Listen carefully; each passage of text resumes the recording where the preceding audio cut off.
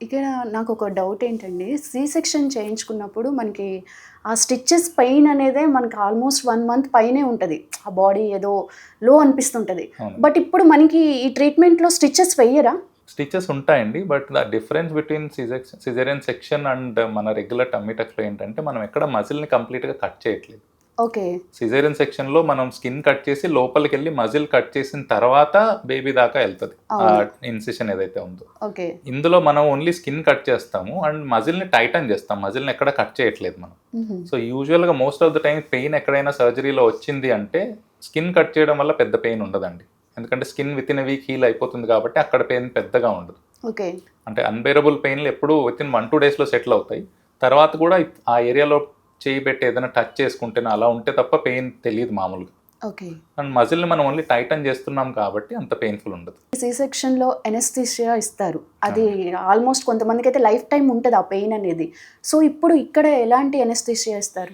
C సెక్షన్‌లో అనేదంటే spinal అంటాం. అంటే వీపు వెన్ను యెస్. దగ్గర ఇస్తారు అవును. ఇంజెక్షన్. ఇందులో ఆ వెన్ను దగ్గర ఇచ్చే ఇంజెక్షన్ యూజువల్లీ హెల్ప్ అవ్వదు. ఎందుకంటే మనం ఆల్మోస్ట్ చెస్ట్ కింద భాగం వరకు ఎళ్ళాలి. సో, అందుకని కంప్లీట్ అనస్థీషియా ఇవ్వాల్సి ఉంటది. జనరల్ అనస్థీషియా అంటాము. So, that is ideal also.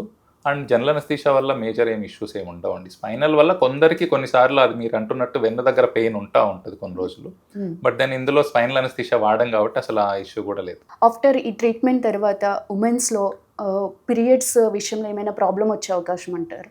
అస్సలు కాదండి. అసలు ఇన్‌ఫాక్ట్ లేదు. అంటే వన్ ఆఫ్ ద రీజన్స్ మొన్న ఇంకొక ఆవిడ కూడా డిస్కస్ చేస్తా ఉన్నారు. చాలా మందికి ఇప్పుడు పీసీఓడీ అంటారు. అవును. సో, ఇది ఎక్సెస్ వెయిట్ ఉండడం వల్ల వచ్చే ప్రాబ్లమ్ చాలా మటుకు. అంటే రైట్. ఒబెసిటీతో రిలేటెడ్ ప్రాబ్లమ్.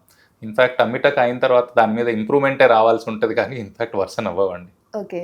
సో, ఇన్‌ఫాక్ట్ ఎందుకంటే మీ body weight in fact one of the reasons metabolic syndrome అని కూడా ఒకటుంటుంది. అంటే అన్‌కంట్రోల్డ్ డయాబెటిస్ గానీ, మన హైపర్‌టెన్షన్ రావడం ఇవన్నీ ఒక సిండ్రోమ్ లాగా చెప్తారు. రైట్. దీనికి one of the major factor is మన పొట్ట చుట్టూతా ఫ్యాట్ ఉండడం. ఓకే. సో, టమ్మీ టక్‌లో we are addressing that. In fact we should make the life easier ఇంకా అయిన తర్వాత.